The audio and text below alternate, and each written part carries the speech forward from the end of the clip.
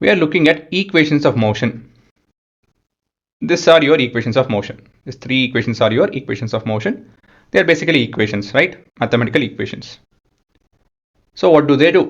They relate the four quantities or variables that is related with the motion. Let me read things over here.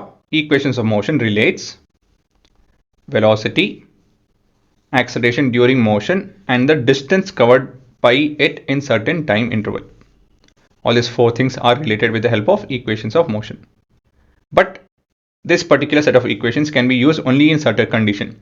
The condition being when an object moves along a straight line with uniform acceleration, this particular set of equation actually, not that, this set of equations can be used. If this condition is not satisfied, that is, if it's not moving in a straight line, or if it does not have a uniform acceleration. The acceleration can also be zero actually. So if any of this condition is unsatisfied, then you can't use this all these three equations we can't use. So what are these equations? V is equal to u plus at, s is equal to ut plus half at square, v square is equal to u square plus 2as. So what are this v, u, a and t? See, for any journey to begin, right, we have it to be of time 0 seconds. So say you have a vehicle that is starting off. So it has some velocity at that moment of time. It might be at rest, even then you have a velocity, right? That is, the velocity will be 0. Or you can start your journey, or you can consider the journey to start after starting the vehicle and going forward a bit and then accelerating and all of that. So wherever you start, it can be at any moment of time. It does not mean that you have to start at when the vehicle is at rest. No, it can be moving, and then you can think about, okay, let me start the motion, let me analyze the motion from now. So there is some initial velocity to it. Yes, it can be 0 or it can be any positive value.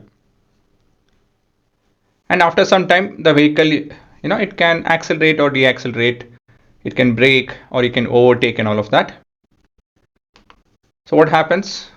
There will be some kind of acceleration or deacceleration.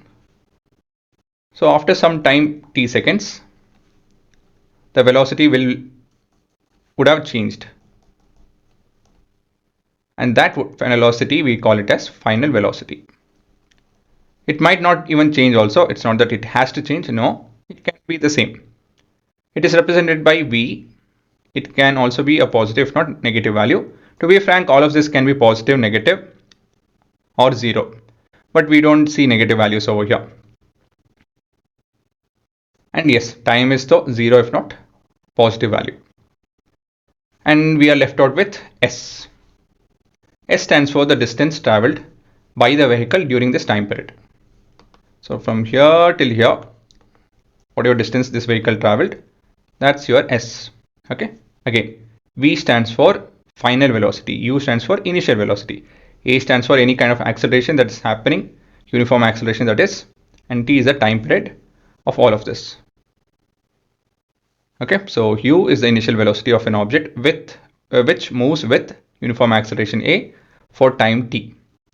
V is the final velocity. S is the distance traveled by the object in the time t. Don't worry, you will be deriving it, you will be doing numericals, and you will get familiar with this. So for now you have to write all of this, and don't miss out what each of this variable stands for, and the diagram has to be written.